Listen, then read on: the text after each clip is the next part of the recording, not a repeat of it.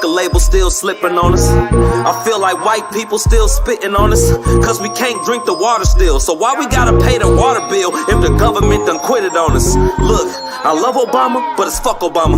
Fuck the whole United States, see I ain't trust Obama.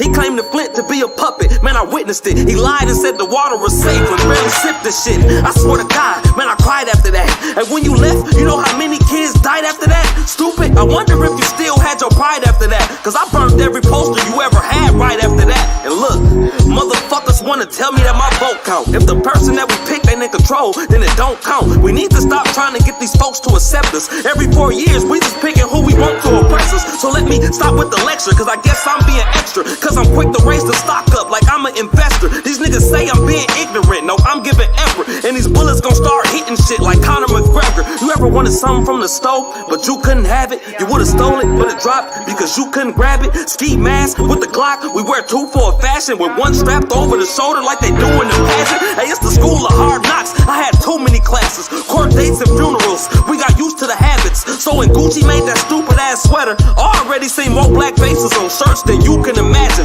Either the shirt said free me or RIP me. These rap lyrics is watered down, this shit getting cheesy. Is it Kiki, is it Fifi, or was it ZZ? Is it Frankie, is it Stoney, or was it TT? Either way, I gotta set it off like Cleo did and set it off. For them days I had stress on my chest and I couldn't let it off. When my toy spray, Floyd May, this bitch ain't never lost. I put my life on the line and that's a line you should never cross. I'm from where they never make it. Shit getting devastating, your soul will start levitating. That's the only way you elevating. Cops will lay you down with the peace, but they ain't meditating. They was shooting for his chest, but since he black, it's melanated. You know how many thoughts just flow in my brain? The more you know, the more you think you going insane. I know a lot of young people that got holes in their veins. That's cause they sell their plasma. They don't even put dope in their veins. They don't even know where it's going, and they don't even need to ask. They just know that they broke, and them niggas need the cash. Man, this life getting rough. It's hard for me to trust, but trust me, you can't spell trust without us. I got five, nigga. Grab your phone, let's get keyed. I got 5 on it. Messing. All right. Yes, sir. Yes, sir. Greetings, everyone. You're on. Yeah. Greetings. Thank you, Mr. Moss. Hello, Hanif. How are you? Good. How about yourself? I can't complain. Well, I can complain a little bit. I'm going to get into that. So today's topic is, why are black people afraid of saying black? So, Rob, where'd you get this from? Well, this past week alone, I was on several conference calls from multiple organizations, 4 conference calls to be exact. And so those conference calls were strictly with black folks. And the common theme I pulled out of that was everyone kept saying people of color. And I just asked the question, is everybody afraid to say black? And we weren't in mixed company, and everyone just kind of, brushed off like, oh, Rob's being Rob. Oh, you crazy. But that people of color is very dangerous language for the black community. That does not include us. That's similar to Minority 2.0. So one of the things I want to ask you guys is, where did this disdain from blackness come from? Where did it start? Hanif, what are your thoughts on that? I mean, there's a lot of places that I can go with it. I mean, just the idea that,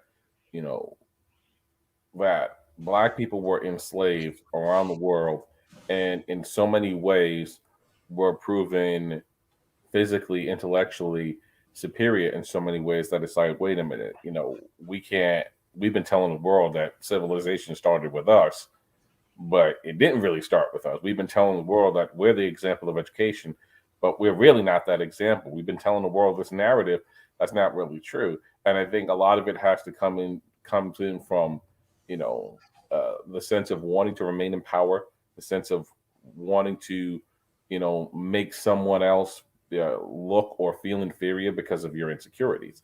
So, I mean, there's a lot of things that I think play into that. And we still see those very same things that I'm hypothesizing, for lack of better words, that happened centuries ago. We're still seeing those same reasons exist today. Hey, Hanif, can you just clarify? I don't know if I misheard you or something like that, but you mentioned civilization didn't start with us and education didn't start with us? Or are you No, I talking about said didn't the start with white narrative is folks? that it didn't. Got you. Okay, got you. And the truth is that it did. So like the narrative that's put out there is that we're inferior and that, that the European system, especially when we talk about Greece and then the Roman Empire, how this was the pinnacle of civilization. This was the pinnacle of education and all these different things that are simply not true. Yeah. But it's the myth that keeps getting perpetuated. So people continue to believe it because they don't know anything better than what they're being told. So based on that, if we just pivot briefly, because you kind of hit the nail on the head and something I was thinking about, what role does white supremacy play in fomenting that self-hate in addition to what you just mentioned? I mean, it plays every role in it. I mean, even look in the movies. You see a movie about witches, which are typically, demonized and looked at as evil characters. But when you see a good witch, that good witch is always practicing white magic, while the bad witch is practicing black magic. So it's the idea that in order to make people, I mean, it's like I've heard the expression said, if you tell a lie long enough, people will start to believe that it's true. Yep, and the media is good for that. And so, I mean, even beyond that, even before the media, I mean, if you look at all the things that have been said, about Black people around the world, now we're not even talking about hundreds of years ago. I mean, look at China. When the COVID outbreak came out, the Chinese government blamed it on the black students from Africa that were there studying. So, I mean, it's like anytime we want to talk about something bad, especially when it deals with people, we always refer to Black, but we don't actually look at the fact that that's statistically not true. Yeah, and another thing to kind of amplify what you were saying, even in the movies with characters, a lot of people don't know that the Lone Ranger was based off of Bass Reeves, Black Cowboy, and there's a lot of characters, popular characters, in movies and in art that are based off of Black individuals, Black men and Black women, but you would never know that if you don't delve into your history. I mean, Hunger Games is a very popular franchise, and if you read the book, Katniss Everdeen did not have white skin at all. Wow. And so, the irony of that is that there's never a problem in society or in Hollywood to have a white person play the role of someone who's Black in literature, but when it's the opposite, there's a problem. Like, look at all the uproar people had over the idea that DC's going to create a Black Superman movie. I saw so many people get upset and not even realize it's not that they're creating a Black Clark Kent. They're basing it off of an actual Black Superman character, and people were still upset. Superman, he can't be Black. I mean, he's a fictional character. What is your problem? Yeah, same thing with Black Panther. Oh, there were no white actors. Not Friends. The show that Friends was spawned off of. Living Single. Oh, there's no white folks. There's no white heroes on that. But everything that you're watching is white based. I remember sitting in the dorms at Southern Connecticut State University in Chase Hall, and I was watching BET Music Countdown with Donnie Simpson, and some kids, white students, came off the elevator and said BET, Black Entertainment Television. And they're like, oh, why do you guys have to have Black Entertainment Television? What's that all about? And I literally got up and clicked every channel, white entertainment television, white entertainment television, white entertainment, Russian entertainment television, which is white, white entertainment, white, Latino, white, and then all the way back to Black. And I'm like, what's your point? And, he had a snide comment, but then I just kind of shoot him along. But it's that white fragility is real. And I'm not trying to say that to quote Robert DiAngelo's book. I'm just saying that is real. They really get butthurt over that. But what are your thoughts around that term, people of color? Well, I mean, I think people of color is the reason why Black people. Oh, go ahead, Daryl. I said, I know your original question was why are Black people, correct me if I'm wrong, it's why are Black people afraid to say the word Black, identify as Black publicly and clearly without acquiescing to everyone else in the room. Was that your original question? Something to that extent? Yeah, publicly and also privately too, in same company. It's interesting because when it comes down to the N word, you hear everybody on TV, professionals, non-professionals, they're quick to say, "Oh man, you know how niggas are." But the minute you say, because every time you a black person walking, they won't say that. They'll say every time a black person. I don't know what it is. When we're in public spaces, we won't say the word black. When we're sitting at tables and we're advocating for ourselves, we won't identify. Whatever we choose to identify ourselves as, we refuse to put an umbrella over our folks and say, listen, this particular demographic that I represent, melanated people, whether you call them Moors, Hebrews, black folks, African American, Negro, colored, whatever it is. I think the real question is, why are we afraid to advocate and lobby for ourselves when necessary? Why are we always apologizing? Why are we always acquiescing and giving up our personal space, our personal and professional and cultural space to anybody else in the room? If we're in the room with Latinos, it's always, because, us and brown people, it's like we can't say, I'm here for black people. If I'm in the room with Irish, I have to make some joke to make them feel comfortable while I'm lobbying and advocating for myself, because, hey, I could have been Irish, my slave masters. We always had some type of corno, self-deprecating, culturalized joke to kind of ease the tension in the room every time we get ready to speak on our own behalf, to, talk about things that concern black people. Why are we so apologetic? Been in 1,000 rooms 1,000 different times, and every time the word black comes up, we can be in a hallway with a group of black people, and the minute they identify as black or whatever it is, they whisper all the way down to a low, almost as if you don't want white people to know that we have black skin. So as long as I don't say it out loud, it's okay. And I think when we talk, it's like, why is this question relevant, Rob? I'm glad you brought it up, because we cannot move forward as a people politically, culturally, socially, economically, until we get to the point where we understand that we are we are a special interest group, and if we don't see ourselves that way, then we'll never move forward. Other groups, whether you call them other minority demographics, they have no problems lobbying for themselves, organizing around just themselves. We're the only ones, every time we do something, we have to open the door for everybody or extend that umbrella for everybody, to our own detriment sometimes. So I don't know if it's a question any of us can ask without getting the data, without, researching or bringing in academics who focus specifically on this to give people the answer they need. But I will say that for anyone watching or anyone listening, you need to ask yourself, what are you afraid of? Why do you always give up your space if you're walking through Walmart, Stop and Shop, or whatever store you may have? Why do you always feel the need to have to move to the side first and make sure that everybody else is safe in that public space? In the middle of conversations, why do I have to play safe in the middle of an intellectual exchange? To the point where it's almost apologetic. If I'm talking about, how the public educational system's mistreatment of young black boys and girls, I have to throw in people of color and I have to include everybody in it. And I almost have to be apologetic. And then at some point, I have to take a moment to make sure that I chastise and dog my own people. To say, well, our families ain't got together and we ain't doing this and we ain't doing that. Instead of just focusing on the fact that we pay into a system that wasn't designed for us and we expect it to work for us. And if our kids are going to be there, we need to demand that there are changes so that the systems, whether it's judicial system, school system, whatever the case may be, if we're paying into the system, we should be demanding that this system is modified appropriately and effectively so that it also benefits black people. But we can never do that if we're afraid to say the term black people. Yeah. So I hear what you're saying. Hanif, I heard everything you said. I'm not disagreeing with you. When we look at it from a historical perspective and how white people perceive us and how they project our images out there to the world, I think it's incumbent upon black people to step up, control our narrative. We have to control our imagery.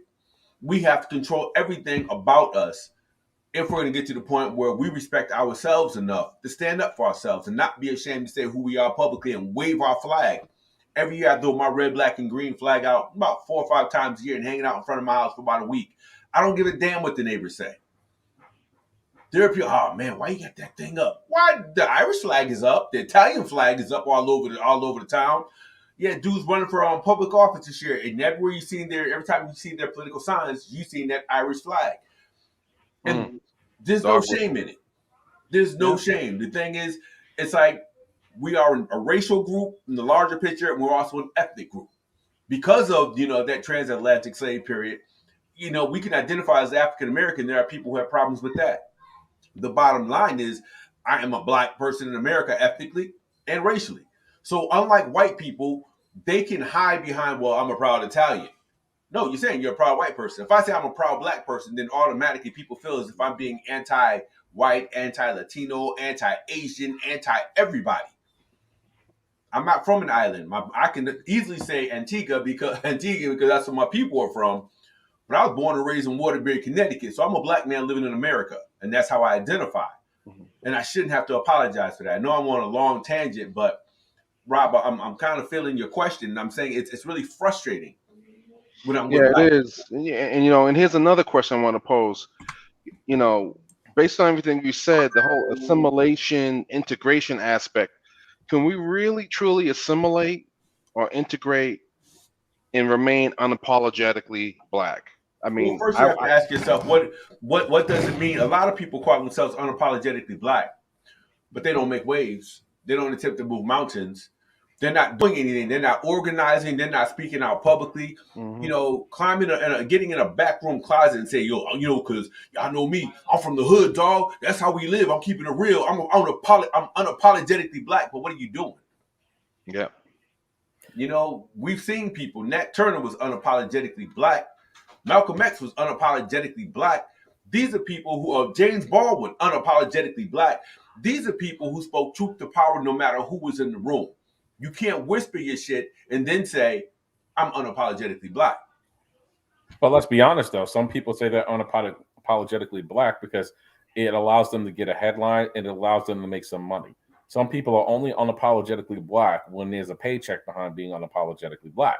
So, like, the thing is that, when we talk about this, why are people afraid to say that they're black? I think some of it also has to be, if we're going to be honest about it, has a lot to do with the fact that so many people have been pre-programmed to believe one thing over another.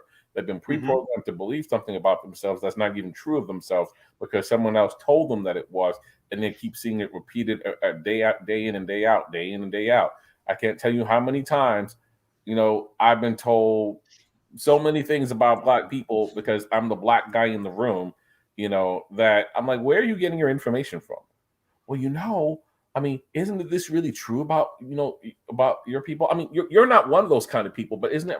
Well, no, it's not. Like, it's really not.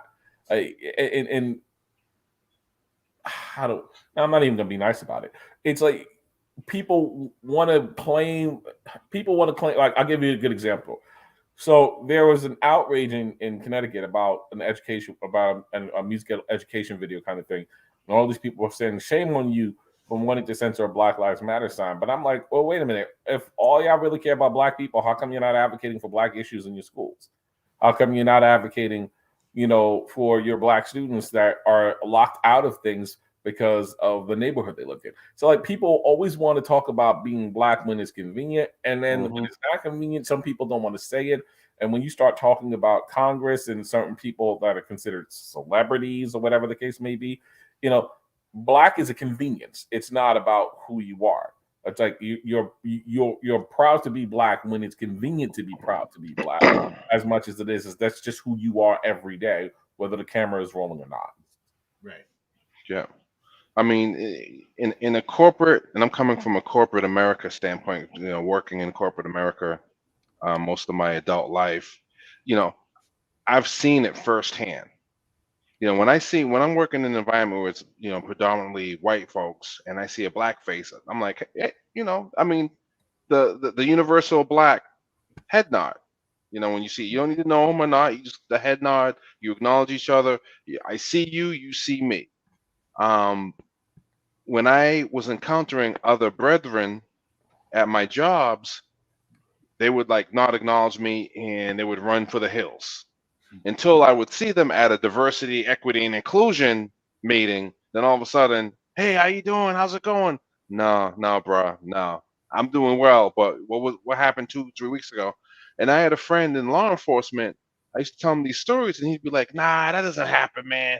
Man, that's nah, you're exaggerating." I'm like, "Dude, no, I'm not. I'm telling you, it happens all the time." Now he's retired. and he's in corporate America, and guess who he's calling? Yo, man, I can't believe. And I just start laughing. It's like, come on, folks.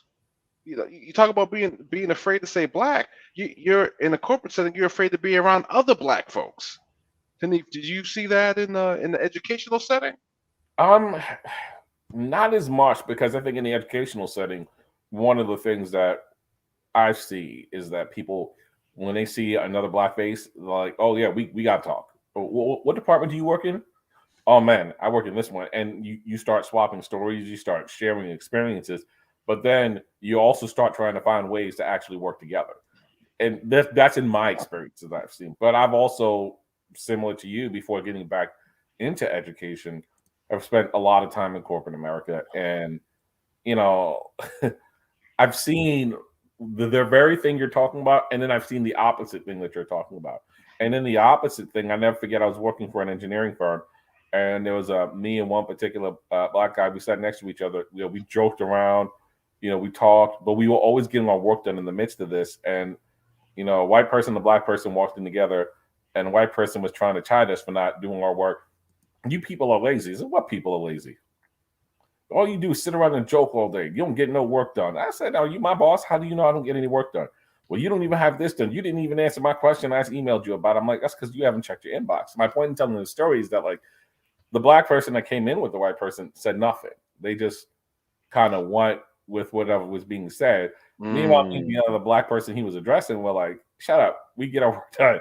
We have our stuff done. So it's like people in corporate America, not all, but I'll say some, are so fearful of, if I stand up and say that I'm black, or if I stand up and represent black interests, I'm going to lose my standing. I'm going to lose my job. I'm going to lose, you know, this opportunity I'm looking for. And when the opportunity, the job, the paycheck, when all those things are more important to you than, you know, standing up and defending who you are in your community, you're always going to choose, you know, the job, the paycheck, and the standing over your community.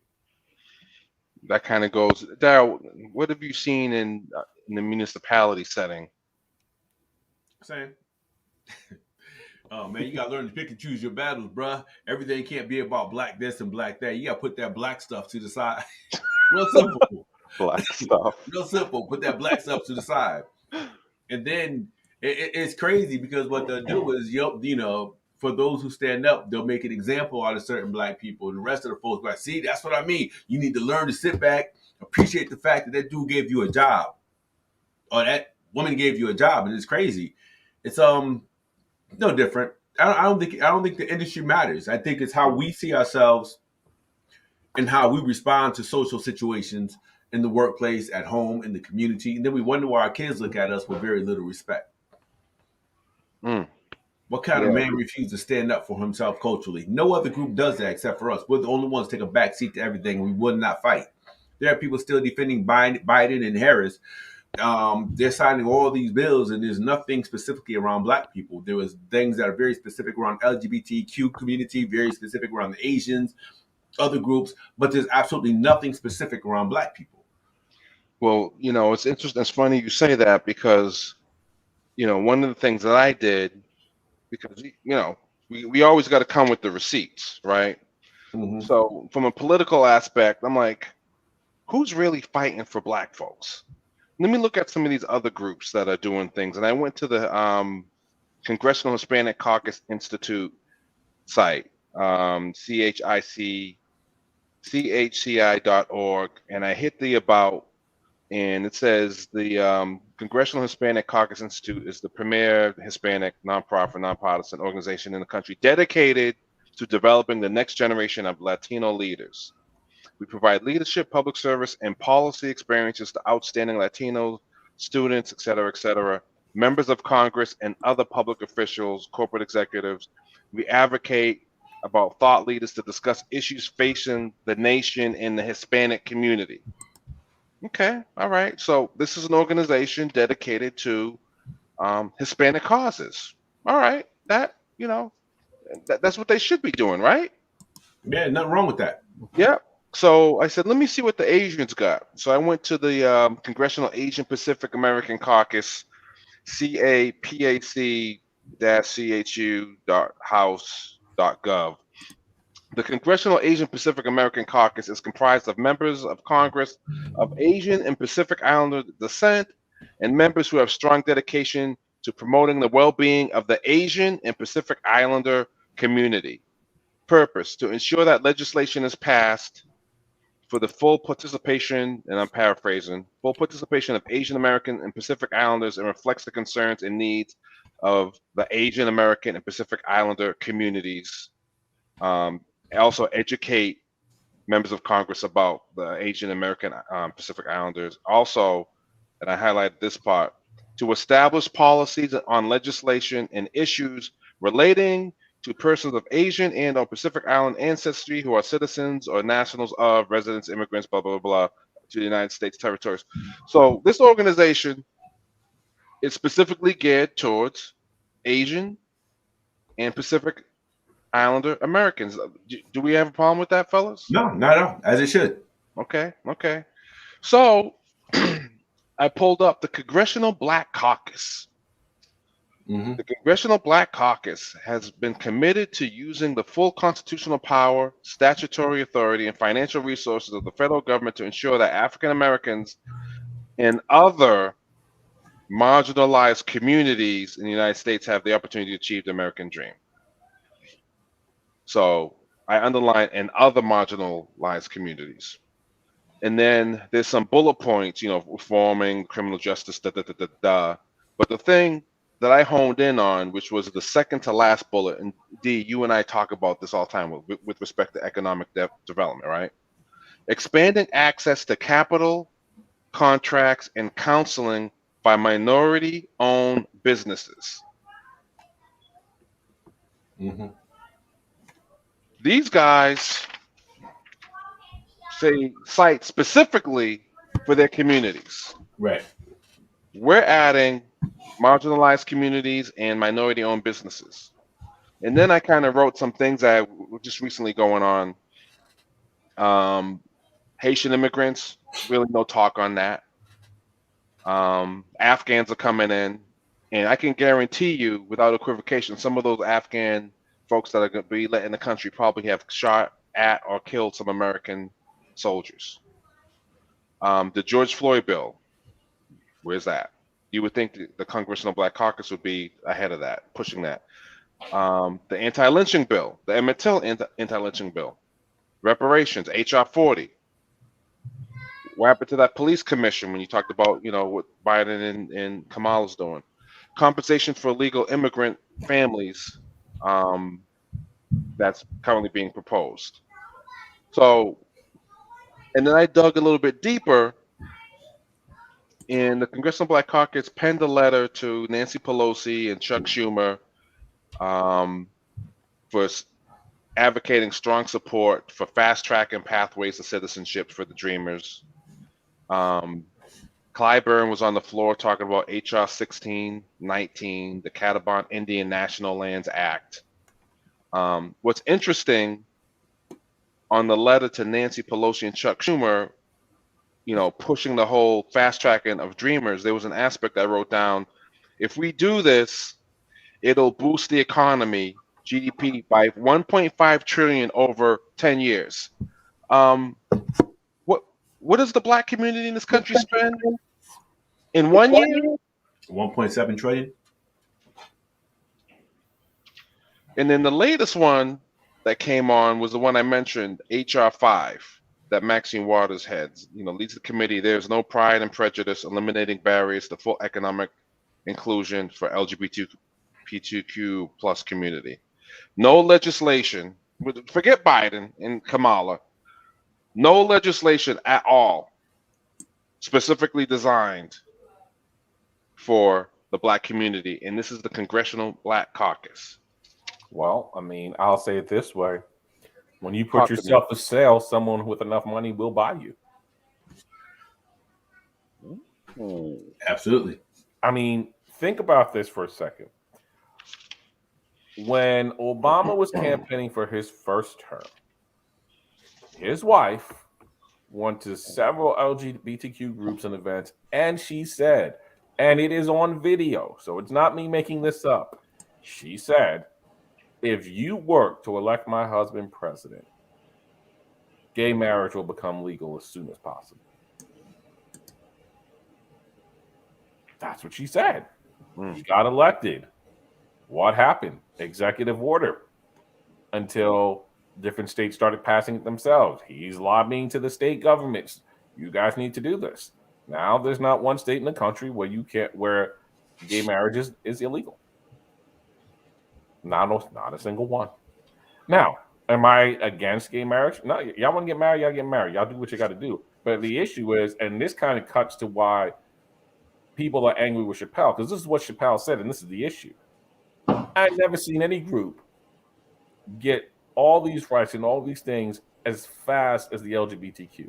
And then he said, and the LGBTQ tend to be LGBTQ until they need to be white again.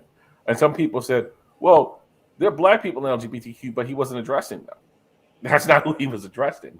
And this is the point that he was trying to make, whether you like it, whether you hate it, whether you're in between, is that this group mobilized, they spent their money, they gained political clout and capital, and they've used it to their advantage.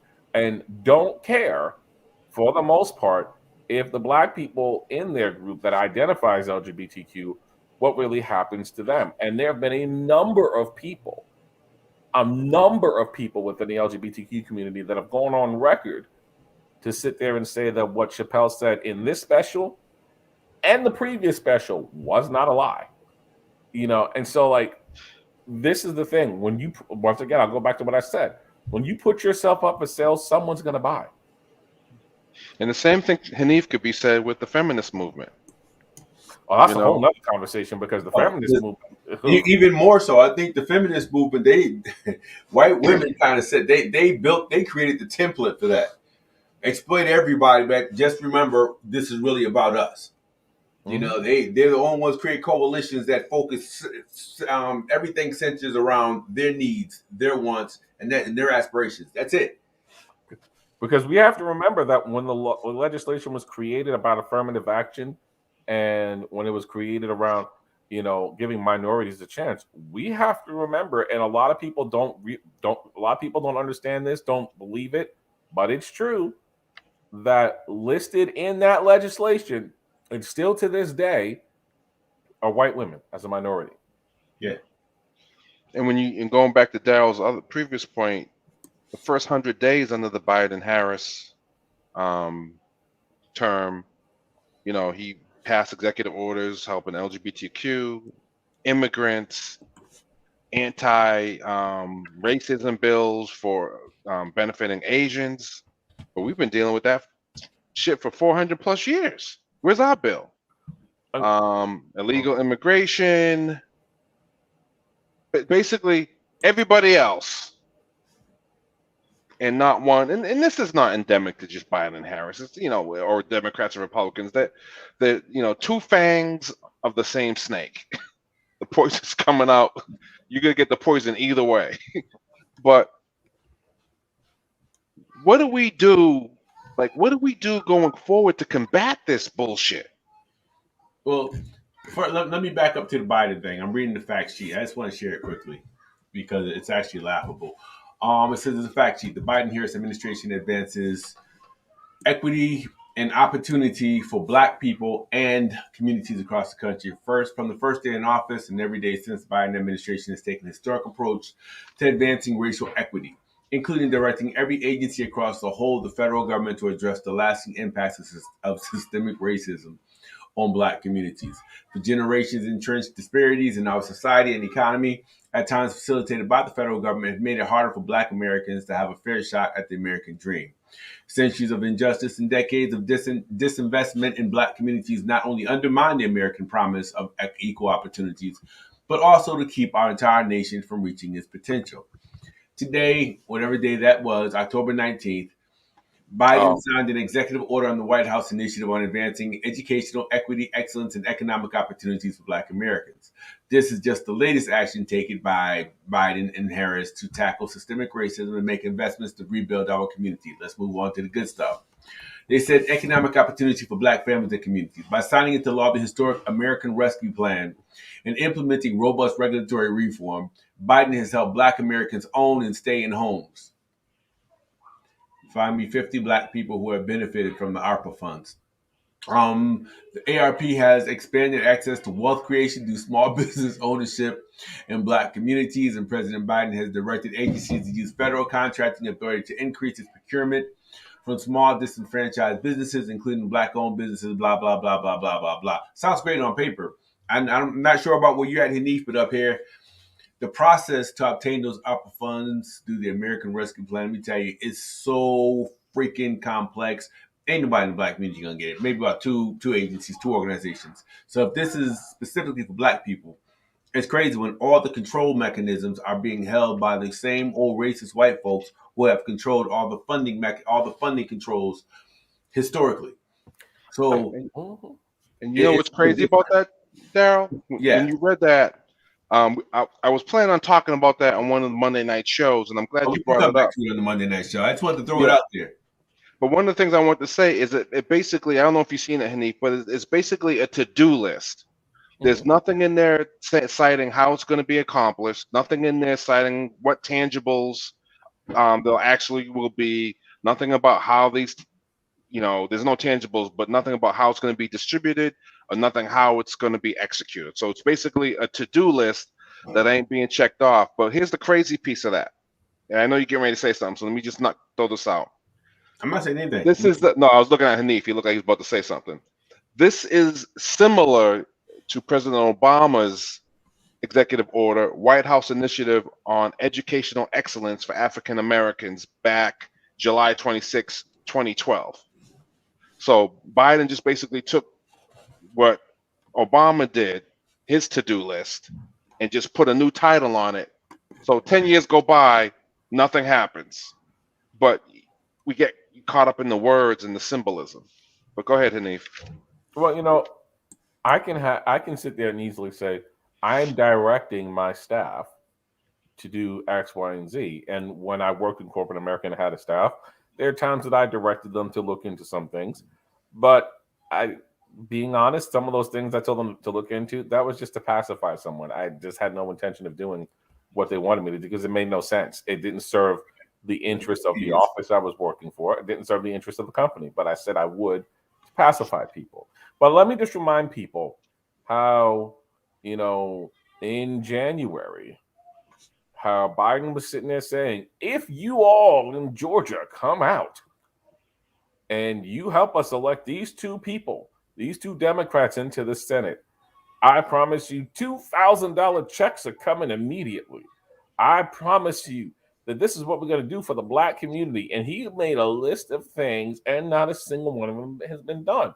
So for all of you folks that got mad at me when I said, I don't think I want to vote for Biden, they say, well, he's going to be better than Trump. He's going to be the great hope we have. What do you have to say now? Like what? What has he done?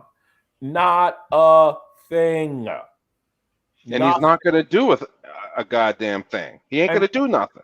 And here's the thing. It's like, why are you depending on him to do something? Like, why? Like, what makes you think if none of the other presidents before him, Obama included, didn't do anything for you, what makes you think he's going to be any different?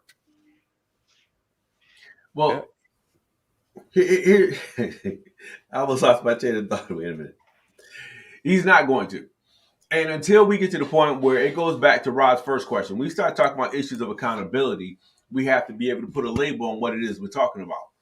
If I can't say, if I'm one of those Negroes who have an opportunity to sit in the room and sit around the table with Biden, if I'm too afraid to say, listen, that sounds good, but black people ain't buying that because we understand that the system has been made so damn complex that black people really can't access it. And the people control all the funding. You can say what you want for political expediency, but it's no different than whites in Iowa. Show me what you're doing for me. Let's cut it. Let's make it nice and simple and put it out there. Not just the same applies to our congressional members, the members of the Senate. We have the chairperson of the House Ways and Means Committee right here in Springfield, Mass.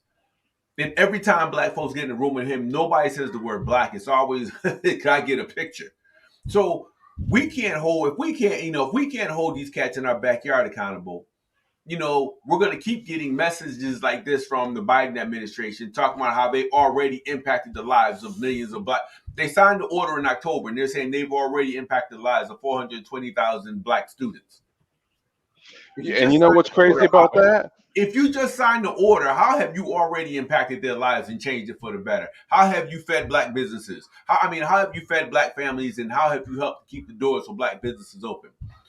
Politicians will say anything for the sake of political expediency, just to get you to shut up and walk out the office. They'll issue a proclamation, they'll issue a press statement, but there's nothing systemic about what it is they're trying to do. There's no process put in place to say we are going to do A, B, C, D. We're going to put these agencies and organizations that have worked with the black community historically over these funds, over these resources to ensure that it goes directly to the black community.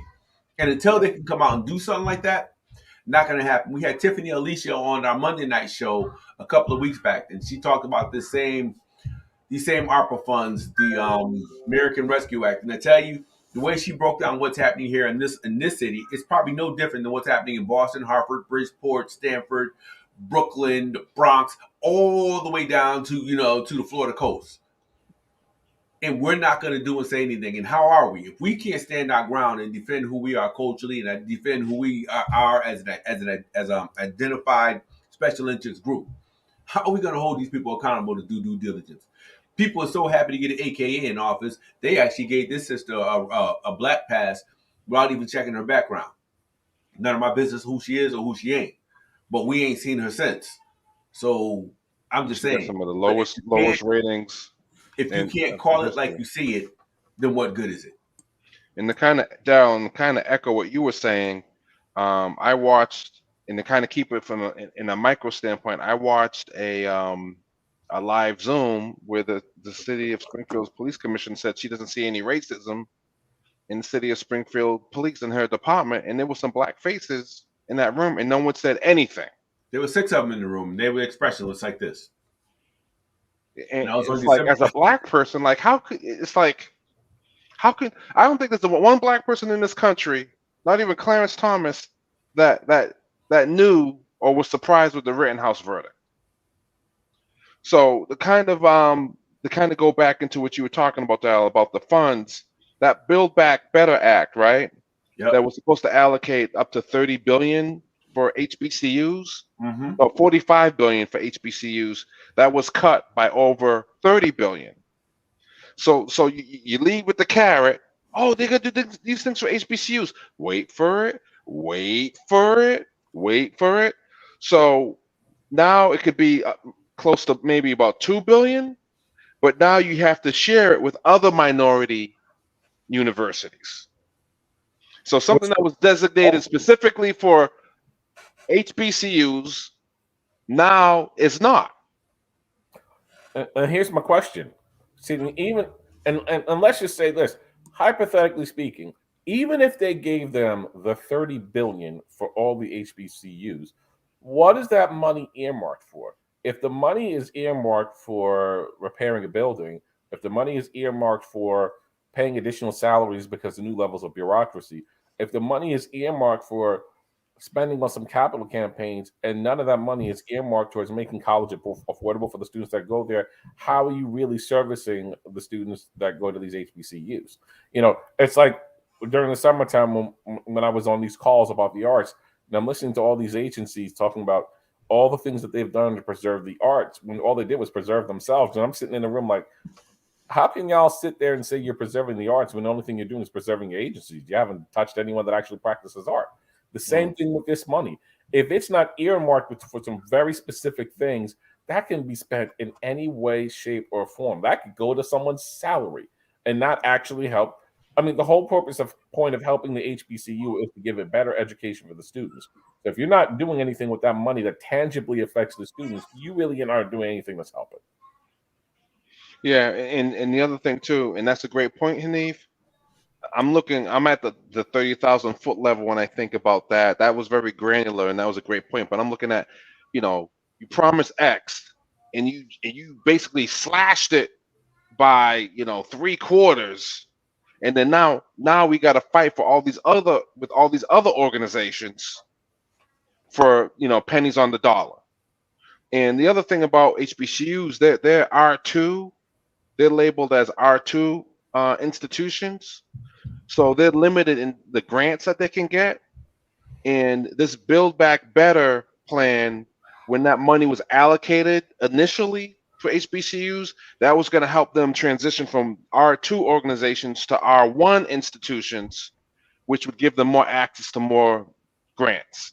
But now, the way this bill is being constructed, it literally hamstrings them and relegates them to the status that they currently have right now as R2 organizations. But everything you said, Hanif, is absolutely right. But it's kind of like we can't go for the bait and switch. And I think more of us are waking up because, they're blaming us for New Jersey and Virginia. I think more and more black folks are like, yeah, you know what? We're not falling for the okie doke. I don't think it's a matter of waking up, Rob. I think there have been millions of black folks who have been like that. I remember growing up as a kid in the 60s and 70s. And that was the attitude. Who am I voting for? And I think we have to take more responsibility than that. We know that this system was not designed for us. We know how the political process works. But at the same time, if you just walk away from it and you allow, this shit show to continue to happen, it just empowers them when we walk away from it. Yeah. So it doesn't do any good to say, I'm never going to vote. It's really about positioning. Let's find, the Hanif Nelsons and the Rob Jones who are willing to get out there and speak truth to power in a publicly political forum and say the things they need to say, use their intellectual capacity to put systems and processes in place that will benefit the black community. Give us somebody to vote for. To just walk away from it while we're still residing in this, unless somebody has an option to leave this country and find us another planet that we can go to where we can build a system that works for everyone who goes, then we have to stay and fight. And that's what fighting is about. But we have to find people and find ways, again, people have to position themselves and we have to empower our people to do due diligence. We don't have to vote for everybody else. There was, over in the North End in Springfield, Mass, in the Latino community, and I'm not mad at them for it, they were encouraging people to bullet vote. And everybody on that list was Latino and white. So if you see that, the Irish are doing it, the Italians are doing it, the Latinos are doing it, the Asians are doing it, well, at some point, when do we wake up and stop, spreading our vote around for everybody? When do we stop, frequenting certain types of businesses because folks in their demographic, their shared demographic, do not support our businesses? When are we going to stop doing that? We can say, folks are waking up and saying, I ain't going to vote. I ain't caring the Democrats or Republicans. I don't give a damn about the Democrat or Republican. As my girl Deb Allen Driscoll said to one of my posts today, two wings on the same bird. It's if Hanif runs Republican, Independent, Green Party, Democrat, I don't care, and he's one who's getting work done and doing due diligence, then that's who we vote for. We have to stop voting, looking at ourselves as either Democrats or Republicans. That's not our argument. Two Klan members can walk around wearing the same white suit, same white hood, wearing two different political cards. What's the common denominator? Those white Klan outfits. So we got to stop getting caught up in all that stuff. We need to figure out how to put a process in place that will benefit us. No different than folks did when they were on the plantation. No different than they did during Reconstruction. No different than they did during the summer, that bloody red summer of 1919. We put processes in place that work internally for our community. We have to formalize those processes, institutionalize those processes from family to family, church to church, nonprofit to nonprofit, business sector. We need to start developing our own business sectors. If we can finance our own politicians, then we don't have to worry about people going to all these other organizations to be funded. Oh, you mean putting up for sale signs? But yeah, I think I said it on a post a long time ago. It's like with 2020 Politically Black. We have to learn to buy our politicians before other people even have an opportunity. Yeah. If we learn to go into our pocket and finance their campaigns, we don't have to worry about them selling out to every other group. And feeling like, well, I can't do the black thing. I have constituents. Man, the people who funded your campaign don't even live in the city. So we have to buy them first. And I think it's critical that we do that. So when talking about waking up, Rob, I think we have to wake up and find formulas that work in our favor. It's no different than, Hanif's band getting a new band leader. Bottom line is he better come with something new, something dope, something that's going to be refreshing. It's just no different. If you're a basketball coach and you're a new coach at a school, you better bring something new to the table so your team can win. We have to do the same thing with our elected officials. Look at the political process the same way we do music and athletics. Yeah. We got to learn to be competitive and do it in a way in which we know that our team is going to win. Everybody else is doing it except for us. We're the only ones on that. We are the world tip. So with that being said, let's wrap this up with some closing thoughts. Hanif, why don't you start? We have to understand that if you're going to be ashamed to be black in public, and if you're going to be ashamed to say black or to advocate for black in public, then you really lose the right to celebrate when there's a win. You lose the right to say, look at what my people have done, when you're not willing to speak up for them to begin with. Yep. Yes, there are a lot of things to be scared about. Yes, there's a lot of fear. Yes, there's a lot of risk. But nobody who we call great in this society ever achieved greatness without risk. Not a one. And so you have to ask yourself the question, what is more important? Is it more important to be unapologetically and authentically black, or is it more important to be unauthentically and compromisingly accepted? Nice. Daryl, what's your closing thoughts? Everything Hanif just said. Bottom line is grow a backbone. You're going to be unapologetically black. Do it. Do it with a big heart. Put your heart into it 100%. It's like Spud Webb dunking on Artist Gilmore. If you're going to play the game of ball, don't be scared because your opponent is 6'7" and you only 5'8". You go to the hoop like your life is on the line. You have to fight this political game like your life is on the line. You have to advocate and fight for your people because you're literally advocating and fighting for your people. If you don't put a process in place that's going to benefit the entirety of the black community, then you're still setting yourself back, especially if you're in a position to create some semblance of change in a positive and affirming way, then you don't do it because you're scared to speak up. 9 times out of 10, we're going to be the only black face in the room. And we walk into the rooms, we need to know that we have no allies. This is business. We have no allies. We have no allies. Say it one more time for the people in the back. We literally have no allies. You can still have friends. You can be married to whoever you want, but just know when it comes down to the social, political, the social and political evolution of black folks, if we're going to move forward, we need to understand that we have no allies. It's like Game of Thrones. Everybody's trying to build their kingdoms. We're the only ones building everybody else's kingdoms while ours is falling to shit. That's all I have to say. And I agree with everything and echo everything that Hanif said and Daryl said. I would just add that if you're going to be running for a political office or any kind of organization where you have some influence, don't be risk averse. Don't sit back and be afraid to speak up and speak your mind.